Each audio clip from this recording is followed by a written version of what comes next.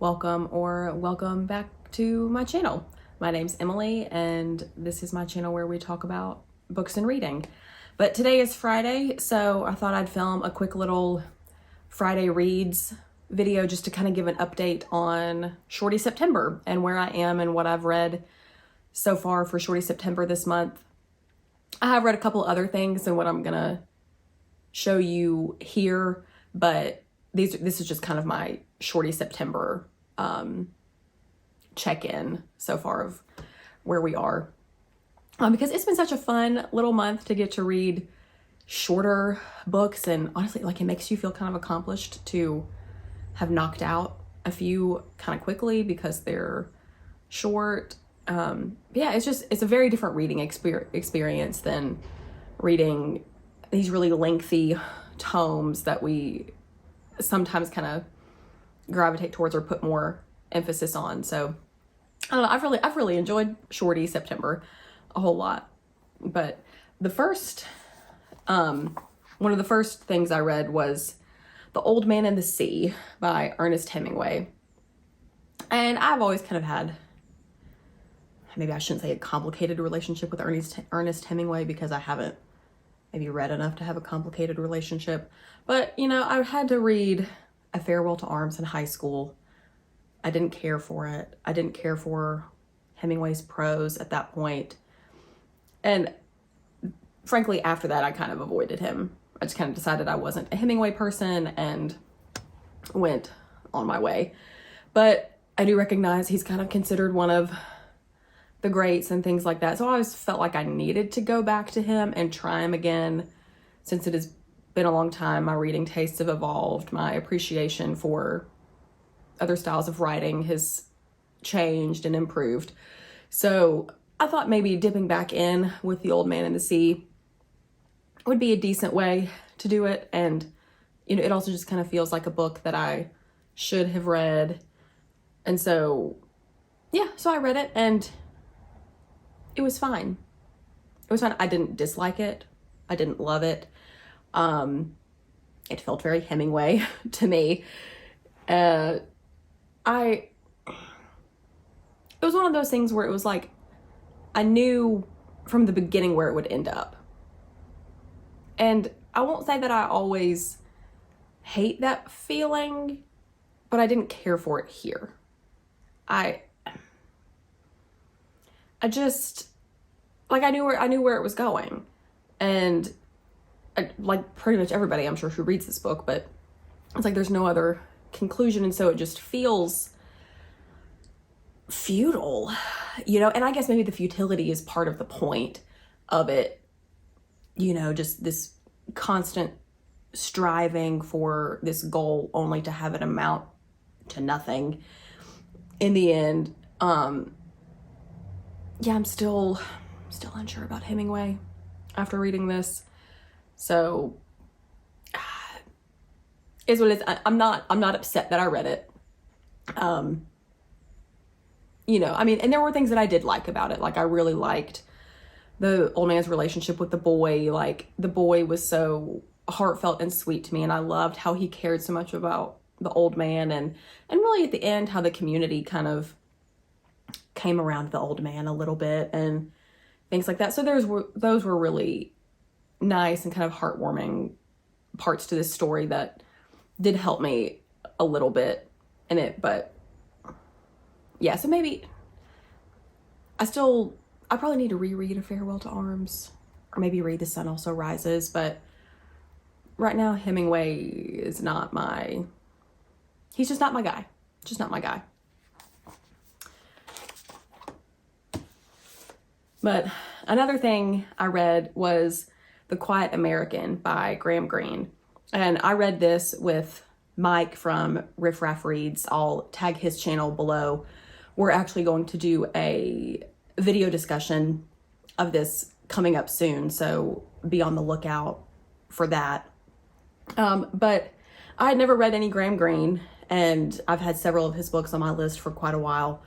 And I mean, I liked this. I've heard people say that they like his other novels better, so I liked it enough that I want to read more from him. But this was, I don't know, a really interesting story.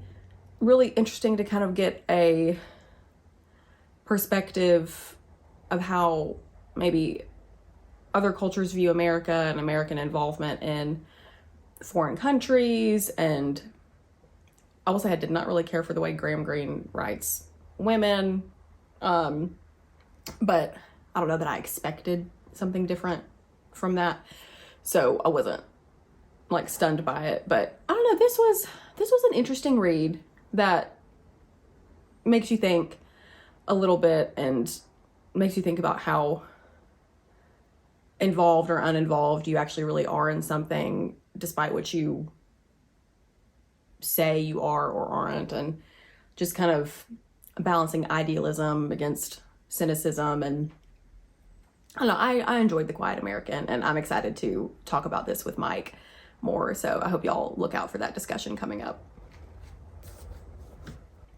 And I also listened to One Writer's Beginnings by Eudora Welty.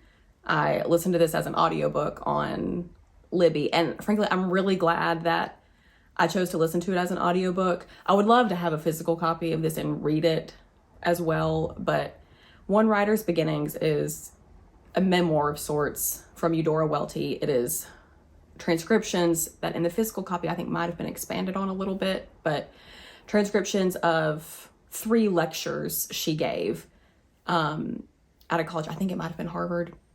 I can't remember off the top of my head, but that she gave at an institution of higher education.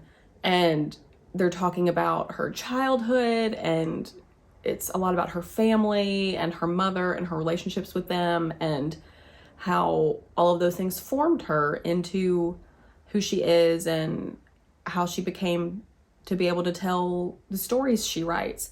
And I'm so glad I listened to it on audiobook, because the audiobook is just a live recording of her lectures, and it's wonderful to hear her say the words in her own voice and to hear her. And it reminds me of hearing my grandmother tell stories of her child or her family, and it was just really, it just had a nostalgic feel, and I don't know, it really warmed my heart to listen to those stories. And so the audiobook was about 3 hours long, so a very slim thing. So I would definitely recommend that to anybody else.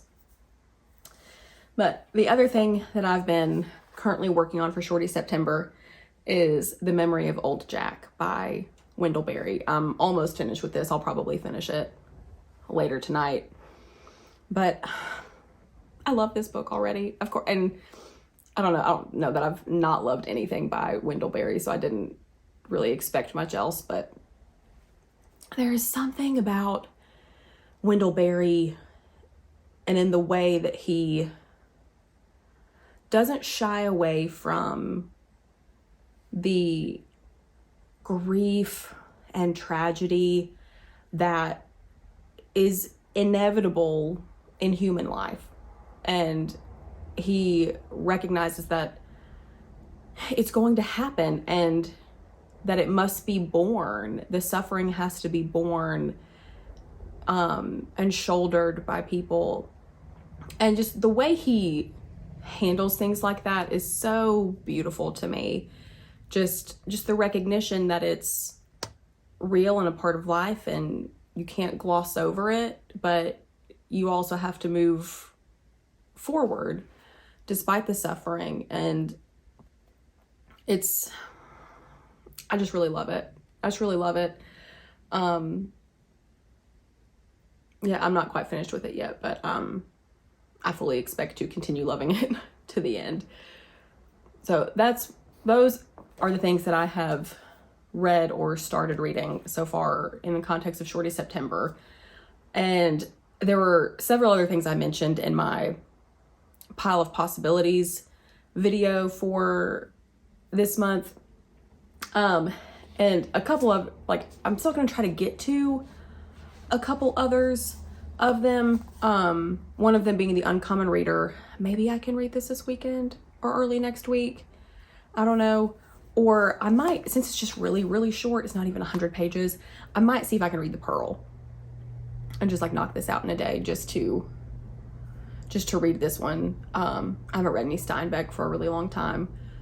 So, and I've never read this. So I might see if I can knock that out too, just to kind of close out Shorty September before we move into Victober and all the other exciting fall things. But what have y'all read so far for Shorty September? I'd love to know what you've finished or what you still might try to get to before the month is over. And I hope everybody has a great weekend, and I'll talk to y'all again soon. Thanks. Bye.